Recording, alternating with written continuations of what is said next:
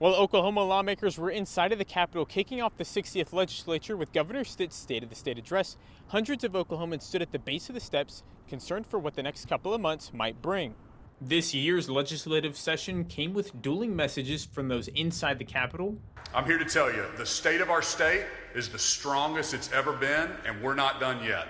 Compared to those outside. It's not fair that I don't get to be representing myself out in public without someone going, you can't do that, and this is what's going to happen. Multiple activist organizations set up shop to make their voices heard as the 60th legislature began. Those I spoke with said a lot of anti-homeless, anti-women's rights, and anti-LGBTQ+ legislation is included in the thousands of bills that have been drafted. We won't go sitting, we will stand with the crowd. And I'm quite enjoying the energy here. While protests were going on outside, Stitt was praising Oklahoma's tax cuts and continuing the conversation of limiting government while also following in the federal administration's footsteps. And speaking of tax cuts, Stitt wants to see even more in 2025. States all around us, Nebraska, Missouri, Arkansas, Colorado, even Louisiana, are cutting their income taxes and have lower rates than we do.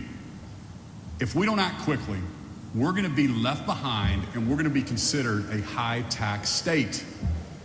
So I'm calling for half and a path, a half a point cut to the individual and the business income tax and a path to zero income tax. Towards the end of the governor's address, he talked about family values and border security, topics that also weigh heavily on Carol Soto, one of the protesters who stood outside of the Capitol. We're all created equally at the end of the day. Currently, she says her husband is in an immigration hold, and they've spent thousands of dollars not knowing what the outcome will be. They don't want to welcome the people in the correct way. Everybody says they need to do it the right way. We are doing it the right way.